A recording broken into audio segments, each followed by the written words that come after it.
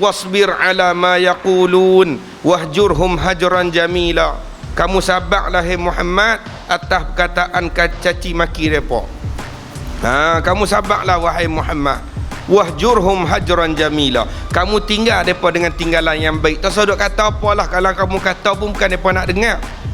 Jangan duk maki celah apa, sebab kalau kamu maki dia maki kamu balik, tak ada guna apa. Hala kamu tak usah duk kata apa, tinggal sudah. Tapi sampai tahap nak bunuh Nabi SAW tak boleh buat apa lah. Cuma di sisi ahli tasawuf,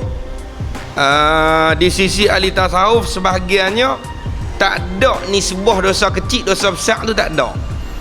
Bukan tak ada dia nafi hak syariat zahir ni, yakni pada diri dia tu dia pegang kata kecil ke besar, semua besar, iaitu bila Allah tak ampun. Tu di sisi kebanyakan ulama sufi, dia kata ke mana, bila sebut saja dosa main dengan Allah tak ampun ni, semua besar. Tak kira dosa kecil kepada zahir ke besar pada zahir, tak kira, bila Allah tak ampun semua besar, walaupun benda tu dikira dosa kecil pada zahir syarak. Bismillahirrahmanirrahim. Alhamdulillahi Rabbil Alamin. Wassalatu wassalamu ala ashrafil anbiya'i wal mursalin wa ala alihi wa sahbihi ajma'in. Rabbi shrah li sadri wa yassir li amri wahlul 'uqdatam min lisani yafqahu qawli. Allahumma arzuqna ya Rabbana fahman nabiyyin wa hifzal mursalin wa ilhamal malaikatil muqarrabin fi afiyatin ya rabbal alamin. Subhanaka la ilma lana illa ma 'allamtana innaka antal alimul hakim. Wa la hawla wa la quwwata illa billahil aliyyil azim. Allahumma zidna ilman wa yaqinan wa fahma. Allahumma faqihna fid din wa 'allimna ta'wil birahmatika ya arhamar rahimin. Walhamdulillahi rabbil alamin. Engkau apa?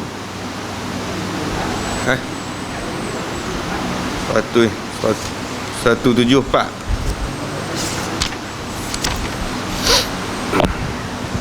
Yang mana?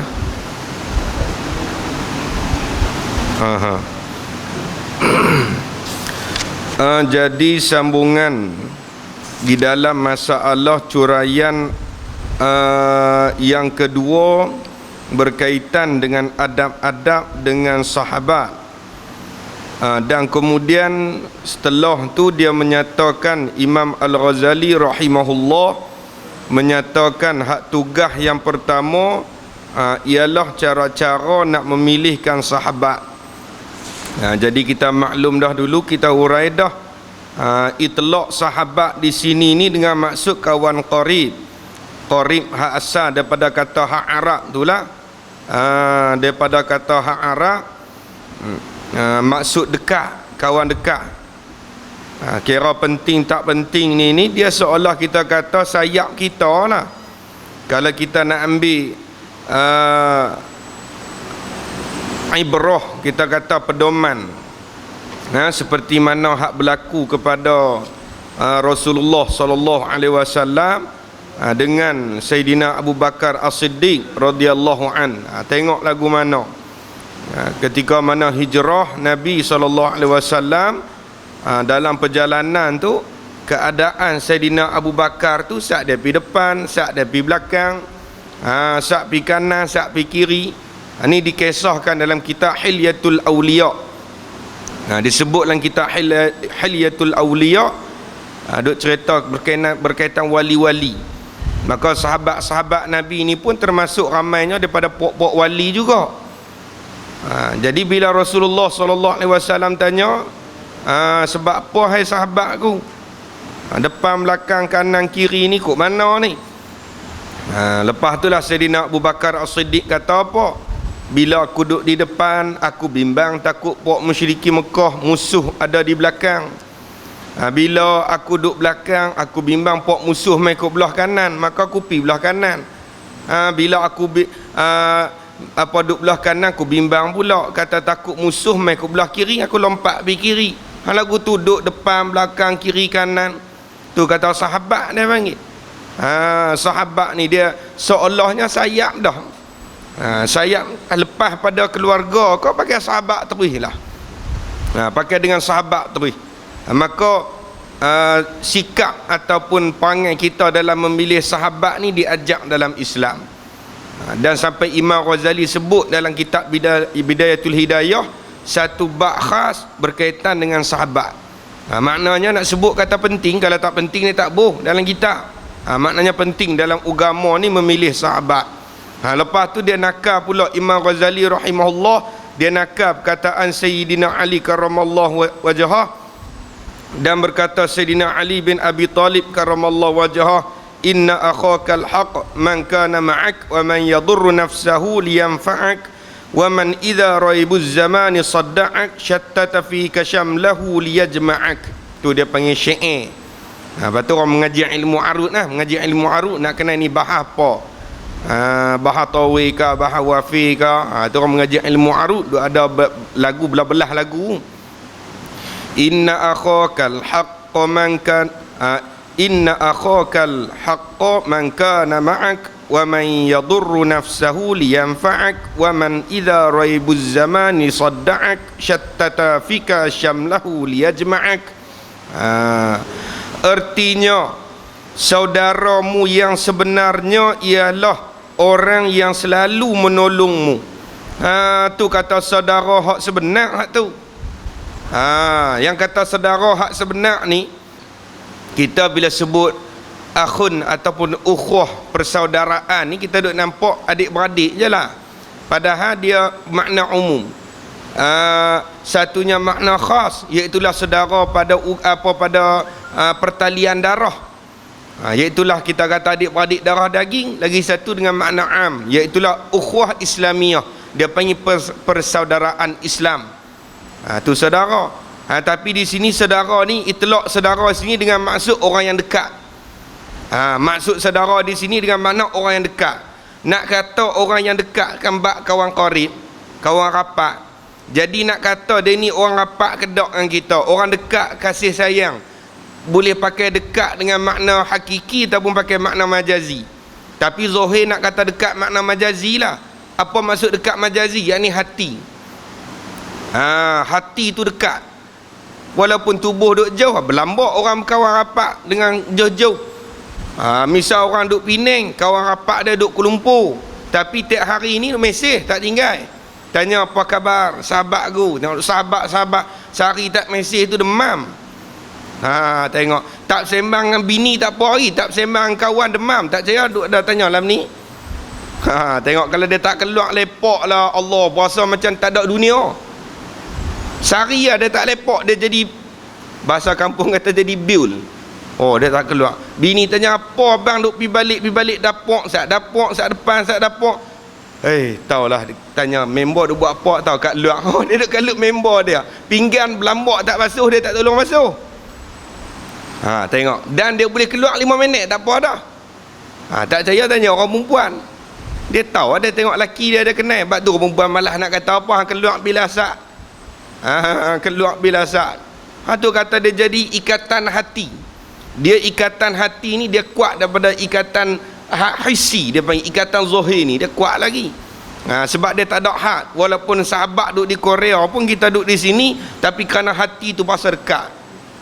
Kalau nak ambil contoh paling dekat, misal kita dengan Rasulullah sallallahu alaihi wasallam.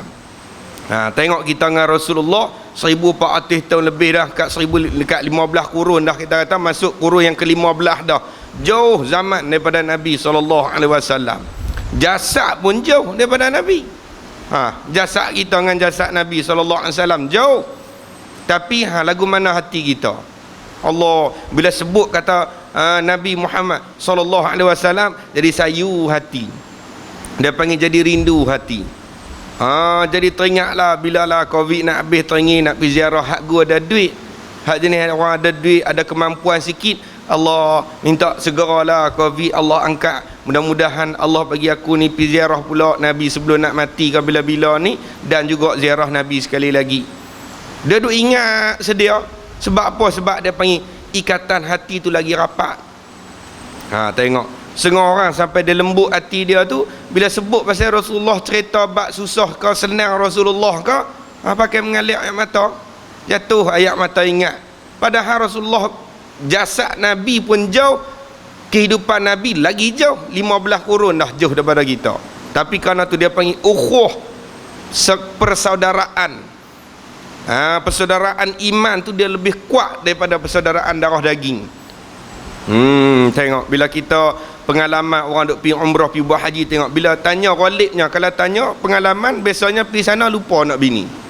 Bukan lupa makna dia tak tahu dia ada anak bini tak, tapi dia tak ada susah hati sangat, dia tak ada ingat sangat. Kalau orang yang tumpu betul pada ibadat, hati duk nampak Tuhan, hati duk bila pergi di Madinah duk nampak Nabi je lah sallallahu alaihi wasallam. Tengok nah, tu kata hak saudara sungguh tu. Baik.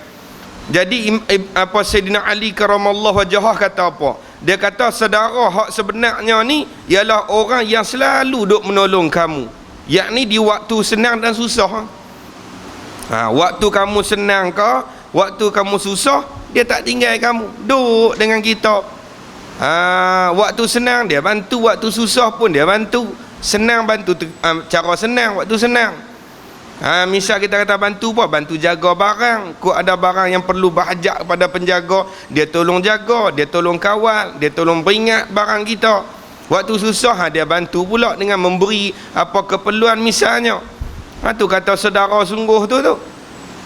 Tapi ghalib nak jadi lagu tu payah ghalibnya. Tak kata ke orang lah, kita sendiri pun bila nak bantu ni jadi payah rasa. Bila orang senang kita nampak. Masa susah akak lari, wal'iyazabillah, jangan lagu tu. Dan ia sanggup, yakni saudaraku tu, saudaramu tu sanggup berkorban kerana memberi manfaat kepadamu. Dia sanggup korban nak bagi kebaikan kepada kamu ni. Tu kata saudara sungguh tu. Tu dia panggil kawan rapat sungguh. Orang yang rapat, kalau orang sana panggil saing. Saing rapat, panggil saing hak rapat sungguh lah. Sebab tu tak ada yang lebih rapat dengan kita selain Rasulullah sallallahu alaihi wasallam. Tengok Rasulullah apa dia tak bantu kita. Kalau tak sabit susah Nabi ke, hari ni kita pakai tak ada apa lah, hidup dalam gelap kejahilan. Tengok apa dalam kitab Hilyatul Awliya sebut, kata Sayyidina Abu Bakar As-Siddiq bila duduk dalam Gua Thur, bila banyak lubang, setengah riwayat kata dia cabut pakaian dia. Dia ambil pakaian dia hak ada sikit-sikit ni, dia tutup lubang-lubang. Tutup lubang, bimbang binatang bisa keluar. Lepas tu lubang tu ada lagi, nak buat ke mana, tutup dengan tangan. Tutup dengan tangan. Rasulullah tidur di atas pangkuan apa Sayyidina Abu Bakar As-Siddiq. Tidur di atas pangkuan. Lah kali mai kalau jengking ketik tak bagi masa nak hijrah tu lah. Masa nak hijrah, bila mai ketik di tangan ataupun kaki apa ni Sayyidina Abu Bakar As-Siddiq, sakit dia tu tahan sakit, tak bergerak. Tak bergerak sebab apa? Tak mau ganggu Rasulullah duduk lena. Tak mau ganggu Nabi duduk tidur, kesian ke Nabi, takut jaga ganggu Nabi letih. Bahasa Allah cukup dah badan dah, Nabi tanggung susah. Nabi tanggung susah sampai nak bunuh. Sampai nak bunuh Nabi SAW, tak ada pasal apa-apa. Tak ada pasal apa-apa. Dan bukan kata Nabi celah depa, Nabi maki hamun depa, dak. Tengok Allah ajar, wasbir ala ma yaqulun wahjurhum hajran jamila. Kamu sabarlah hai Muhammad atas perkataan caci maki depa. Kamu sabarlah wahai Muhammad, wahjurhum hajran jamila. Kamu tinggal depa dengan tinggalan yang baik. Tak usah duk kata apalah, kalau kamu kata pun bukan depa nak dengar. Jangan duk maki celah apa, sebab kalau kamu maki dia maki kamu balik, tak ada guna apa. Halah kamu tak usah duk kata apa, tinggal sudah. Tapi sampai tahap nak bunuh Nabi SAW, tak boleh buat apa lah. Turun pula dengan perintah Allah supaya berhijrah. Bulan Zulhijjah sebelum tu ketika puak Madinah main buat apa haji, angkat bi'ah waktu tu lah. Kemudian habis bulan haji tu, berangkat masuk Muharram tu, pakat berangkat sikit. Sampailah Rasulullah SAW dengan Sayyidina Abu Bakar berangkat bersama. Tengok.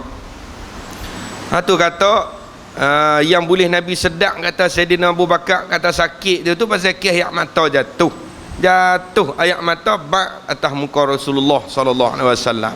Jaga Nabi tanya pasal apa sahabatku. Tengok duk sakit kena ketik lah pasal apa tak abang. Aku tak mau ganggu kamu hai Rasulullah. Biar aku sakit tak apa, asalkan kamu jangan sakit. Aku sakit manusia belakang tak ada apa. Tapi kalau kamu sakit manusia belakang habis gelap jahil. Sebab ilmu nak turun kot Nabi. Ilmu nak turun melalui Rasulullah sallallahu alaihi wasallam. Kalau Rasulullah adanya, Rasulullah tak ada, pakai tak ada lah iman kita ni. Walaiyazabillah.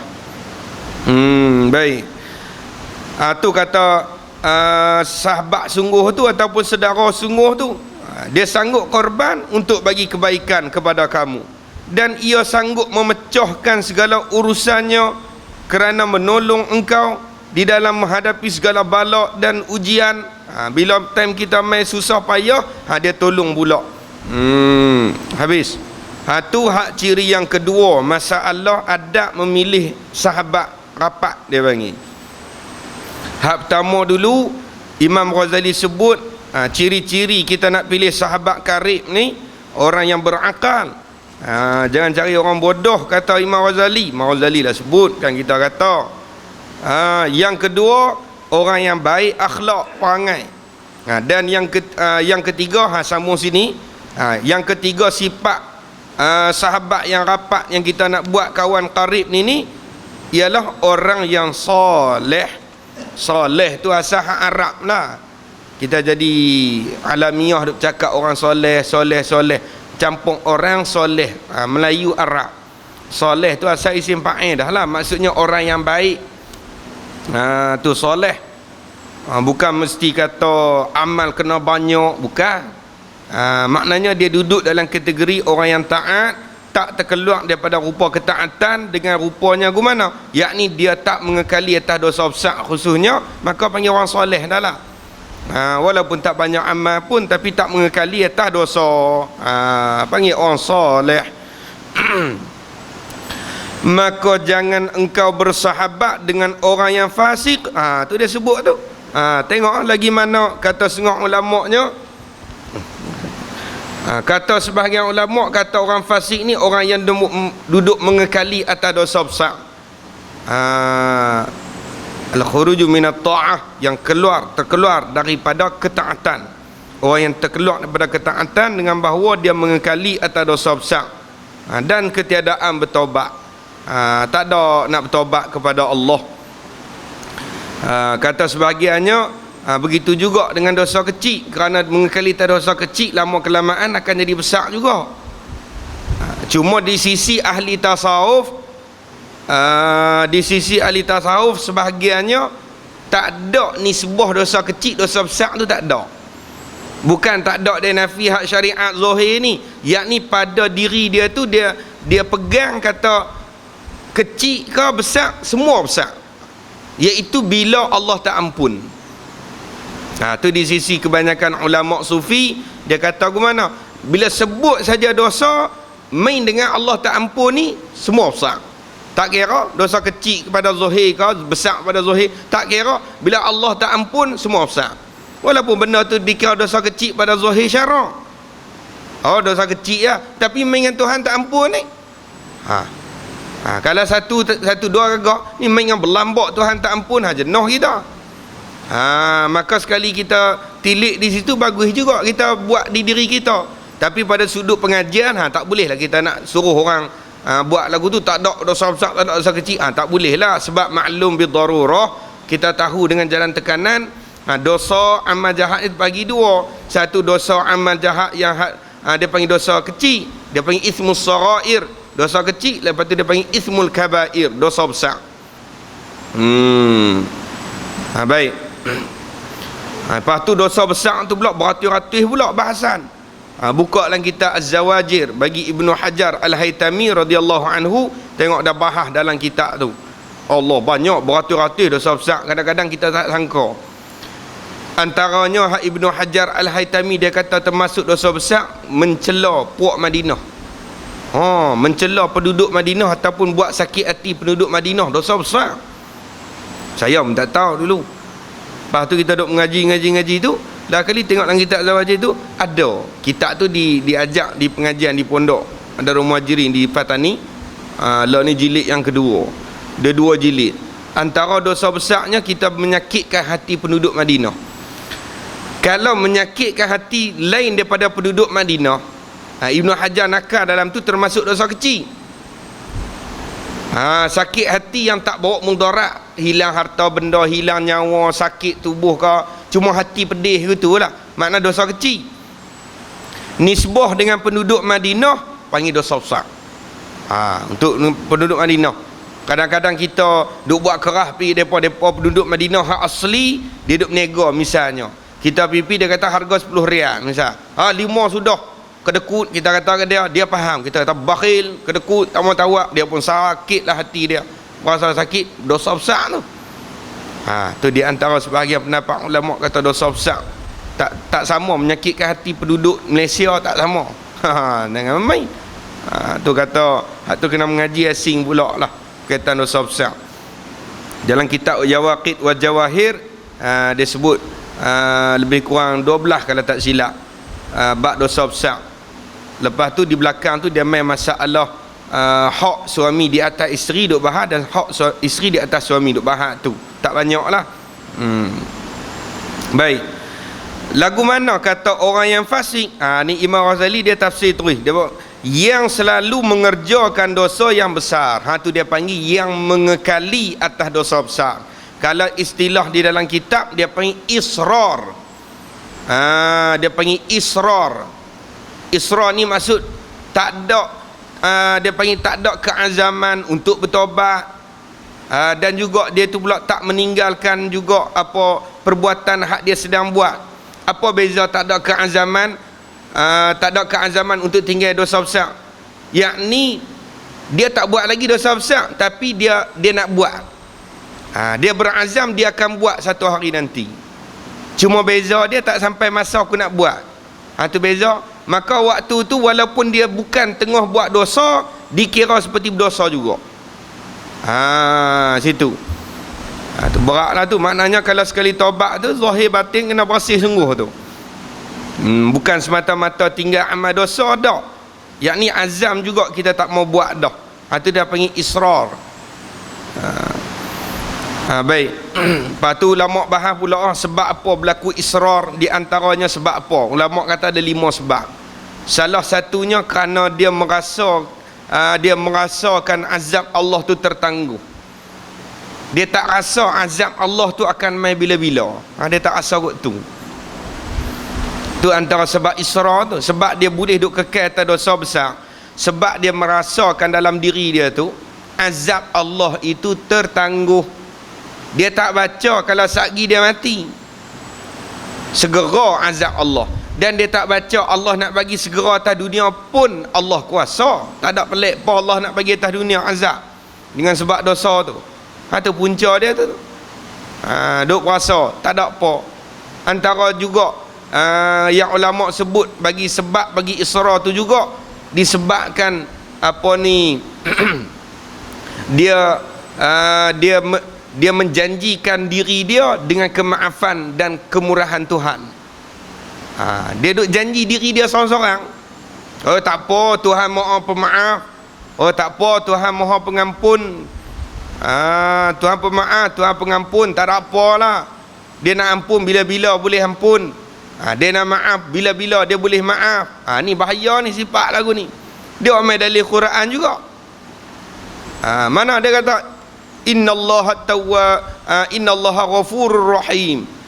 Sungguhnya Allah Maha Pengampun lagi Maha Penyayang. Tengok Tuhan kata dia Maha Pengampun. Syekh Abdul Qadir Al-Mandili dia sebut dalam kitab Penawar bagi hati dia. Dia kata apa? Orang yang tak melalui jalan taubat, tak meninggalkan dosa, dalam masa yang sama dia mengharapkan keampunan Allah seumpama orang yang bawa perahu berlayar di atas darat. Lagu tu kalau tanya boleh tak berlayar atas darat, tak boleh kan. Lagu tu orang hak nak keampunan, tapi tak ikut jalan keampunan Tuhan, umpama orang yang duduk atas perahu, naik perahu belayak di atas darat, memang tak boleh belayak dah sampai kiamat pun pada adatnya. Lagu tu dia nak keampunan tapi dia tak duduk pada jalan taubat. Dia nak keampunan Allah tapi dia tak duduk tuntut jalan apa keampunan daripada Allah. Dia ada jalan dia. Pada hukum zati, hukum hakikat, Allah kuasa nak ampun tanpa taubat ke, kita mati dalam keadaan berdosa dia nak ampun juga, itu dia punya kuasa. Tapi hak ketetapan aridi, janji daripada Tuhan, dia tak janji lagu tu, dia janji kamu kena taubat. Apa makna taubat? Dia panggil tabaila. Tabaila bermakna raja'a, dengan maksud kembali. Dia ada dua, mutaaddi dua harajah. Satu dia panggil tabaila, wa tubu ilallah. Tu tabaila dia panggil, maksudnya kita kena kembali kepada Allah. Kalau taba'ala bermakna qubila. Qubila maksud apa? Allah terima taubat kita. Tu istilah dia. Baik. Lepas tu kita tengoklah dalam kitab-kitab ada sebut, khusus yang kitab Penawar Bagi Hati pun ada tu, berkaitan dengan masalah israr, punca jadi mengekali tak dosa. Tu kata orang yang fasik. Jangan sahabat dengan orang fasik, iaitu orang yang duduk dalam keadaan sentiasa duk buat dosa besar. Sebab apa? Kerana orang yang takut akan Allah itu, orang yang takut sungguh kepada Allah, tidak mengekali di dalam buat dosa besar, dosa yang besar. Tu kata orang takut sungguh kepada Allah. Sebab tu kita kata takut takwa. Takwa tu dengan makna apa? Wiqayah. Tu kata takwa. Takwa bermakna wiqayah, maksud jaga. Orang takut pada Allah sungguh, dia jaga diri dia. Tuhan tak pergi buat tu, Tuhan tak pergi buat ni, jaga. Dan kemudian pula kehidupan kita kok mana pun kena ada ingat sedia, apa hak aku buat tak terlepas pada 5 hukum khususnya, tak lepas pada hukum syarak. Makan kerana nak beribadat jadi sunat. Lepas tu apa? Berjalan pada majlis ilmu wajib. Tidur kerana nak rehatkan tubuh harus. Tidur kerana nak kuatkan tubuh beribadat sunat. Apa lagi? Semua ada. Kalau nak ambil hak rupa nampak macam geli sikit lah. Berak misalnya, kita berak sebab apa? Awak tak pergi semayang dulu, sebab aku tak tahan. Kalau aku pergi semayang dulu, sekali tak khusyuk semayang, silap-silap duk terkepit-kepit lah nak semayang sekali ni. Maka wajib kena pergi buang qada hajat dulu. Kalau agak boleh tahan, cuma bimbang semayang tak khusyuk, makruh kita tahan. Makruh kita tahan. Kalau yakin tak kira ekor rokok memang terkeluar, tu haram terus semayang, kena pergi berak dulu. Tengok, hatta qada hajat pun ada dalam Islam dah, hak lain berat lagi. Tu kata orang yang takut pada Allah, dia tak kekal tak dosa. Dan orang yang tidak takut kepada Allah tidak dapat dipercayai sepenuhnya. Tak boleh percaya, boleh percaya tapi sepenuhnya tu tak boleh lah. Bukan semata-mata tak boleh percaya. Bahkan ulama muhaddithin, ulama-ulama hadis dulu pun ada meriwayat juga daripada hadis-hadis daripada orang yang fasik. Cuma dia panggil status ataupun darjat hadis tu terkadang bertukarlah menjadi dhaif terkadang tu.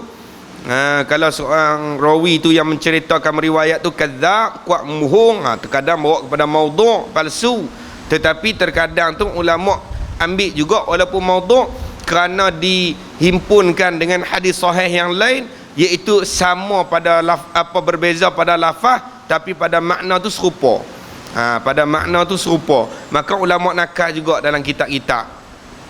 Bukan ulama nak suruh kita buat amal dengan hadis palsu dah. Dan terkadang tu kita salah faham.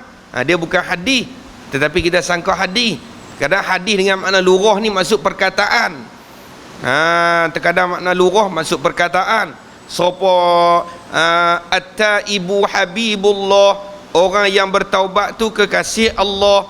Tu ulama duk bahas tu bukan hadis tu, tapi perkataan ulama. Dia ambil daripada ayat Quran yang Allah kata innallaha yuhibbut tawwabin. Sungguhnya Allah cinta kepada orang yang suka bertaubat. Maka dia kata at-taibu habibullah. Orang yang bertaubat kekasih Allah. Lepas tu baru main belakang, at-taibu minadz dzambi kaman la dzambalah. Orang yang bertaubat daripada dosa seumpama orang yang tidak ada dosa. Tu baru hadis betul. Tapi dalam kitab Qatrul Raisiyah fi ilmi sufiyah, Tuan Husin Kedah dia nakal dalam kitab dia. Cuma balik kita yang mengajak kan kena hurailah kepada murid ni, supaya tak disalah faham. Baik. Dan orang yang tidak takut pada Allah tak bolehlah nak percaya kepada dia sepenuhnya. Bahkan pendiriannya tidak tetap, selalu berubah-ubah mengikut keadaan dan tekanan. Dia tak tentu, dia tak ada satu jalan yang jaga dia. Sebab tu Allah tashbihkan agama dengan jalan. Pasal itu kira kalau kamu ikut jalan lain, kamu sesat lah. Kalau kamu turut jalan yang tak betul, kamu melencong lah. Kamu ikut jalan dia, tetap atas jalan dia, jangan ubah. Tuhan kata jalan ni ada roadblock ke, tak ada roadblock ke, dah ikut sudah. Kamu ikut jalan ni, kamu sampai. Ada pun orang yang bila dia mula kono menyimpang ni, tak tentu tu. Sehari dia sana, dia pun tak tahu tujuan dia mana. Hak jalan hak ada tujuan sungguh ni, hak tengah ni. Hak ni jalan hak ada tujuan sungguh ni. Dia ikut dan dia. Tapi bukan makna kata kena tinggal depa jaga nah, hidup salah faham pula. Bukan makna kata tak usah berkawan lah kami, tak ada, tak jenis, tak semayang dah, bukan. Ada pun satu lagi dia panggil apa, uslub dakwah. Tu lain pula tu, bersahabat, berkawan kerana uslub dakwah. Ni bab ni duk cerita kalau kita nak buat sahabat karib. Tu jangan salah faham. Sehari kita keluar-keluar, kita tak campur tu dengan orang hak misalnya hak tak semayang ke apa. Jangan, tu salah pula. Kita wajib menyeru, wajib mengajak kepada kebaikan. Kena suruh mereka tinggal maksiat tu kena, kawan mereka kena, masyarakat tu terpaksa. Tapi kosak hati kita kerana apa? Kerana nak suruh mereka berubah jadi manusia yang taat, tu saja. Ni cuma nak buat kawan karib. Nak buat kawan karib tak boleh lah orang lagu ni. Sebab kalau dengan Allah pun dia tak tetap kedudukan, dia boleh khianat. Dah dengan kita bayangkan. Dengan Tuhan pun dia boleh lawan tak mayang, dengan kita dia rampok.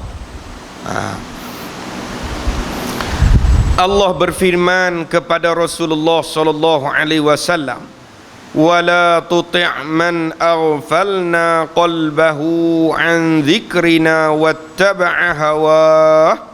Tu suratul Kahfi ayat 28. Ayat ni kat mana? Saya lupa. Wala tuti' man aghfalna qalbahu an dzikrina wattaba'a hawahu wa kana amruhu furuta. Tu ayat situ. Tapi ayat sebelum tu kita tengok lain. Maksudnya, dan jangan engkau patuh akan orang yang telah kami lupakan akan hatinya daripada mengingati kami. Tuti' tu jangan kamu taat lah. Hak kita ada taat tu. Jangan kamu taat, jangan kamu ikut, jangan kamu patuh bagi manusia hak hati mereka ni dah lalai. Yang kami lalaikan hati mereka ni daripada mengingat kepada kami dan terus saja mengikut hawa nafsunya. Jangan duk patuh orang lagu ni. Lepas tu wa kana amruhu furuta. Dan adalah pekerjaan depa ni dia panggil apa, Allah kata melampaui batas. Amal depa ni melampaui batas. Sebab tu dikatakan di dalam Islam dia ada satu istilah dia panggil hudud.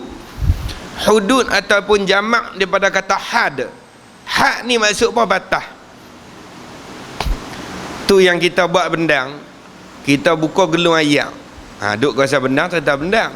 Duk kawasan sawit, saya tak cerita lah sawit, saya tak bisa buat sawit. Kawasan bendang kita reti sikit-sikit. Bila kita buat gelung ayak, nak ambil ayak tu, kita parah. Kalau tak parah, kering petak kawan sebelah, perang pula. Tu kita buat parah, nak ambil agak-agak lah. Agak ayak dia pun ada, ayak kita pun ada. Bila parah-parah tu, kita tak beg baja, plastik baja letak. Sebab kalau biar tanah saja lagu tu, ayak duk tendang, perut pecah tak lagi. Jadi belorong, siapa tu kat lah. Tak plastik baja, dari licin tu, ayak duk lalu atas tu. Kita panggil apa tu? Hak tu. Panggil hak tak sini? Kata tak? Buat hak. Abang kata tu lah. Kita pun kata sini, buat hak. Ni aku buka gelung ayat sikit, ambil ayat petak tapi aku buat hak dah. Tu aku buat hak. Apa aku buat hak? Maknanya aku buang tanah tu agak-agak apa tu tak asyik baja, buat hak elok dah. Tu dia panggil hak batas. Maknanya batas hak kita ambil ayat takat tu. Kita ambil lebih dia lagi gang kayu. Tengok. Dia tahu takat tu okey. Pipi tengok esok kita pergi buka gelung tu, dia berlorong, berlopak buka sampai dia kering kontang tu, petak dia memang keli, tumbuk. Sebab apa? Lebih pada hak. Lagu tu kita dalam agama, hidup agama dia ada hak dia, ada batas dia. Dia ada penggan dia, hak kita tak boleh nak pi. Ada pun orang yang hati depa ni jauh daripada mengingat Allah, dia tak ada batas, dia boleh pi hidup dia. Dia tak ada ikhram apa, dia boleh pi, dia boleh buat. Kita misal berjimat, berlaku jimat, hak dia batas takat suami isteri saja misalnya.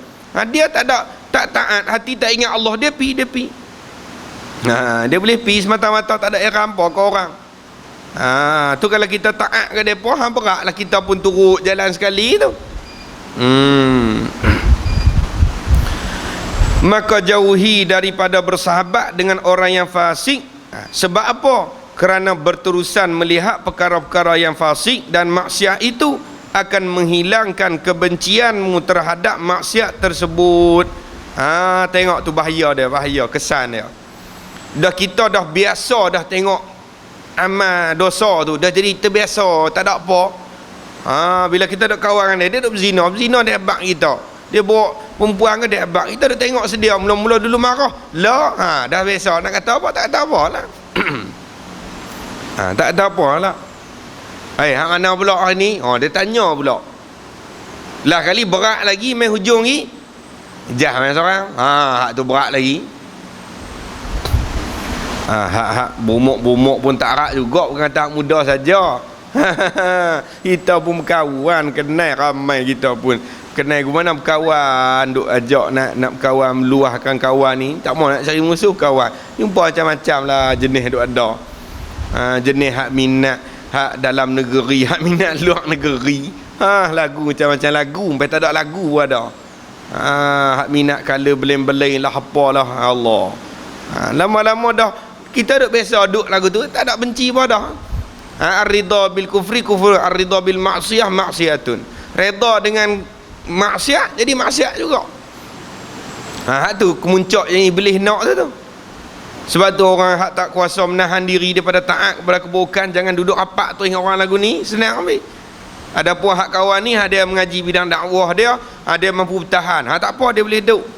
Dia boleh duduk, dia boleh keluar pergi campur, pergi duduk sekali ke apa, dia boleh duduk, tak ada masalah. Sebab apa? Sebab dia ni insya-Allah kuasa, mampu.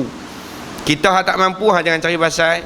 Cukup takat kenal kawan, sembang sekali dua gitu kau jumpa kadang-kadang okey dah. Nak buat kawan rapid, kawan rapat, jangan.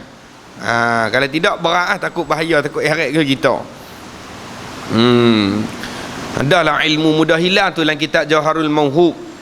Disebut tu pada bab pertama, Fadilatul Ilmi wal Ulama, duk cerita tentang kelebihan ilmu dan ulama. Pada bahasan hak pertama, nak dekat ujung-ujung dah bahasan tu, dia bahas di antara sebab seseorang tu mudah nak melupakan ilmu kerana terlalu banyak melihat pada maksiat. Banyak sangat. Di antara sebab lagi seseorang tu mudah lupa ilmu kerana banyak kahak. Dia panggil bulurah, kahak. Kahak banyak ni tak bagus. Dia cepat lupa ilmu, kahak banyak. Cara dia jangan banyak minum air dan selalu makan roti kering. Roti kering dia boleh menghilangkan kahak, insya-Allah dia boleh hilang-hilang. Baru ilmu tu dia mudah ingat, baru dia kuat ingatan. Yang lagi satu, usaha buat amal dengan apa-apa yang jadi sebab hilang kahak waktu pagi. Bila pagi kita mangkit rasa ada kahak, kita ludah. Mangkit bukan bagus tu, dia cepat lupa ilmu. Buat amal apa-apa. Selebihnya nak tahu pergi rumah. Tak ada lah sini. Ni tak ada dah, insya-Allah. Lalu akhirnya engkau merasa ringan memandang maksiat. Asal tak ada apa, biasa jadi pandang maksiat. Cuba kamu lihat orang ramai menganggap mudah dosa maksiat ribah. Jangan baca raibah, raib itu lain pula makna ribah. Ribah yakni mengumpat orang. Kalau ghaib tu makna lain. Mengumpat orang, dosa mengumpat orang jadi biasa. Sebab apa? Kerana mereka sudah biasa melakukan maksiat tersebut. Jadi mangli kehidupan dia asam garam, sebati. Tetapi jikalau mereka melihat seorang alim, tu dia buat misal lah, dia buat misal. Tapi kalau hak bak ribah dosa besar. Dosa besar, tapi tak ada apa. Dia duduk, dia join sekali. Kerana dah biasa sangat dah, tak berasa keji pun dosa tu. Kalau ada pun hak dosa jarang berlaku, misalnya dia kata melihat seorang alim, seorang yang banyak ilmu, khususnya alim itlaq sini, ilmu agama lah, alim ilmu agama, memakai cincin emas ataupun dia memakai kain sutera. Tengok dah cincin emas, maklum lah kita lelaki tak boleh. Dia panggil termasuk zinah, dia panggil perhiasan bagi perempuan, tazyin, dia panggil jadi benda perhiasan untuk orang perempuan. Untuk orang lelaki tak boleh, perak tak apa. Adapun mah tak boleh untuk orang lelaki. Tiba-tiba Tok Alim, Tok Pakih ni, orang kata alim gutu alim lagu ni, dia tengok pakai cincin mah misalnya. Kalau kita tengok lagu tu pakai kata Allah apa tu punya teruk. Keluar tu lah. Mengaji saja. Mengaji saja tapi tak amai. Pandai kata. Ngaji saja tapi tak amai. Banyak kadang-kadang pengalaman kita duduk ramai-ramai, orang azan ke apa, kadang-kadang tu hak Jumaat pun tak pi. Tengok apa orang-orang pandai agama lalu, orang kata apa, tak tegur orang misalnya, tak tegur, apa mengaji saja tak erti masyarakat, apa mengaji saja tak buat amal. Pandai kata dia pun tak mayang tadi. Tu kata jadi biasa, tak ada apalah, jadi mangli dah. Tu kata berat tu. Padahal dosa ribah itu, dosa mengumpat tu jauh lebih besar daripada dosa memakai cincin emas atau pakaian sutera. Besar lagi. Pasal apa besar lagi? Ni habis sini sekejap gini. Cuma Allah huraian ni, dia dia kalau istilah hak guru kita selalu ulang, dia amal ni dia terbahagi dua. Satunya dia panggil amal lazim, yang kedua dia panggil amal mutaaddi. Amal, kalau orang mengaji nahwu sarah ni, kiah nahwu sarah. Kalau nahwu tu orang mengaji fi'il lazim dengan fi'il mutaaddi. Fi'il lazim ni dia tak berhajat, tak mau kepada maf'ul. Adapun fi'il mutaaddi ni dia nak kepada maf'ul. Lagu tu juga amal perbuatan kita ni, dia ada hak lazim, ada hak mutaaddi. Maksudnya amal lazim ni amal yang kita buat seorang kita salah, tak ada bersangkut dengan siapa-siapa. Tak ada kacau siapa. Misalnya hak ni, hak Imam Ghazali kata pakai cincin emas, dia alim, dia pakai cincin emas, dosa dia dengan siapa? Dengan Tuhan. Habis cerita. Tak ada apa dah lah. Berdosa, ya berdosa, tapi dia dengan Tuhan. Tengok. Adapun amal mutaaddi, amal yang jenis bersangkut dengan orang lain. Amal yang jenis bersangkut dengan orang lain. Misalnya ribah, mengumpat. Maka dosa mengumpat tak selesai selagi mana dia tak minta ampun maaf. Walaupun minta maaf secara umum sekalipun, dia kena minta maaf. Lagu mana sekiranya dia kata, kalau aku mengaku salah, bawa mudarat berat lagi pada aku. Misalnya dia ni orang Pongoi. Dia ni orang Pongoi. Kalau aku kata dulu, kalau nak pergi habaq ke dia, aku biasa kata kat dia ni, muka huduh macam kura, misal. Kalau nak abang tu kat dia, dia dengar sehari mampu. Dia ligan lah. Dia nampak dia ni tak boleh harap kau. Lah kali cukup lah pi kosak di hati. Abang kata, weh Zaid, aku minta maaf lah, aku banyak buat dosa. Adalah dosa-dosa aku buat kat hang tu, aku menyesal lah. Maaf, tetap kena minta maaf. Wajib kena minta maaf juga kok mana pun. Sebab kita dah buat salah dengan dia dah. Kalau tidak, akhirat kita akan dipertanggungjawab.